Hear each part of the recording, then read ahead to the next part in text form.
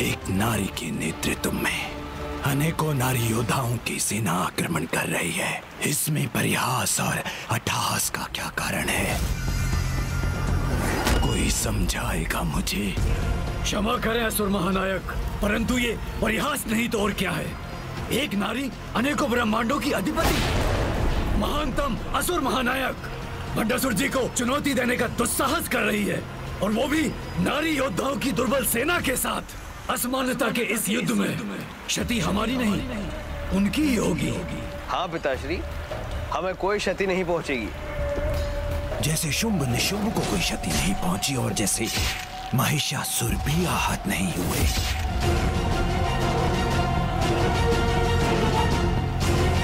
नारी को शक्तिहीन समझने की मूर्खता मत करो। शक्ति की स्रोत है वो, अपार शक्ति जागृत कर सकती है। और यहाँ जिसका आगमन हो रहा है वो कोई साधारण नहीं, अपितु असुर गुरु शुक्राचार्य के अनुसार स्वयं देवी पराशक्ति की रूप माता ललिता है।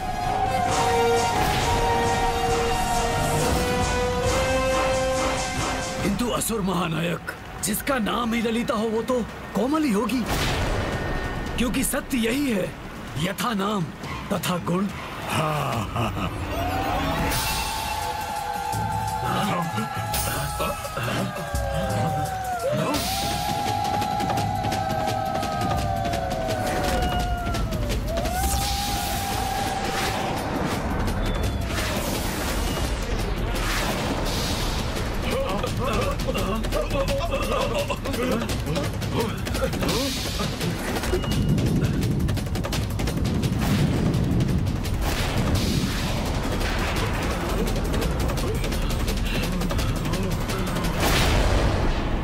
भयानक संकेतों को उत्पन्न करने वाली, अपने नाम के अनुरूप कोमल तो कदापि नहीं है।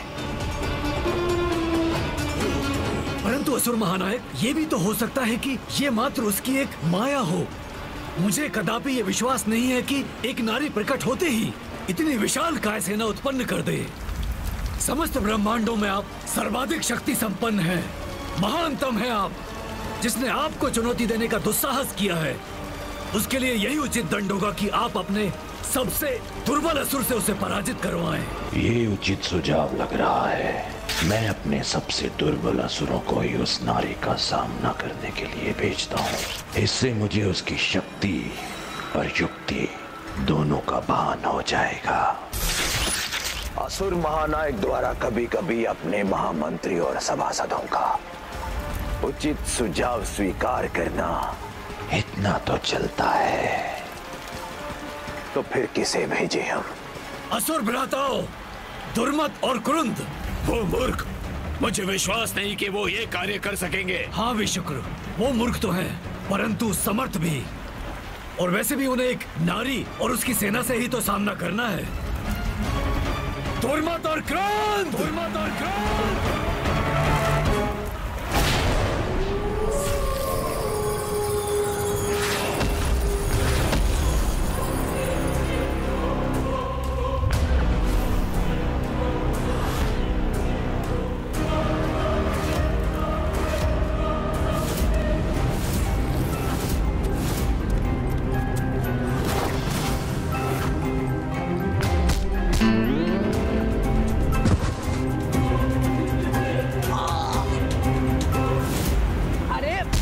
यहाँ से तुमसे पूर्व यहाँ मैं आया था, इसलिए भीतर भी मैं जाऊंगा। अरे किंतु तुमसे टकराकर तुमसे पूर्व मैं नीचे गिरा था, तो मैं जाऊंगा ना प्रथम। गिरे तुम होगे, किंतु अधिक निद्रा किसने ली है? मैंने। और अधिक खर्राटे भी तो मैंने लिए हैं, 40 खर्राटे।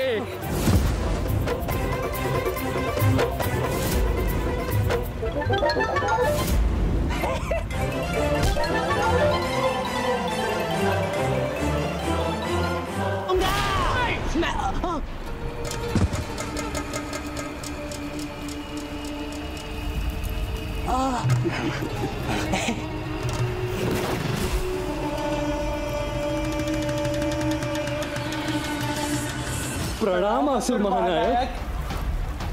हे महान असुर महानायक, इन दोनों महामूर्खों को भेजकर कहीं हम अपना अपमान तो नहीं करा रहे हैं?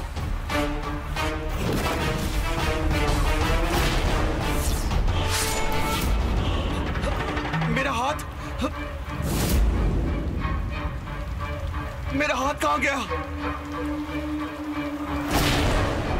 कहा था ना मैंने, मूर्ख हैं परंतु समर्थ भी। कितनी तीव्र गति और शक्ति से अपने शत्रु का आखेट करते हैं ये। देखिए महानायक। जाओ तुम दोनों और अमरपुर की ओर बढ़ते हुए रथों को रोको। ये कार्य तो मैं ही करूंगा। असुर महानायक का प्रमुख सेवक जो बनना है मुझे। नहीं, ये कार्य मैं करूंगा। मैं क्यों न बनूं उनकी दृष्टि में वाहन? नहीं, मैं करूंगा। ये तो यहाँ से जा ही नहीं रहे। कदाचित हमें दूसरे योद्धा को भेजना पड़ेगा असुर महानायक, जो आपके आदेश का पालन करने में समर्थ हो। नहीं नहीं नहीं नहीं, हम ही जाएंगे। ये महान कार्य हम ही करेंगे। मैं जाऊंगा। मेरा रास्ते में मैं जाऊंगा। चुप रहो, तुम्हें नहीं आता तो बताओ। मैं जाऊंगा। मंत्री कुटिलाक्ष, आपस में उलझ कर ये अपना कार्य ना भूल जाएं। इसे सुनिश्चित करने आप भी जाइए इनके साथ। जैसी आपकी आज्ञा महानायक।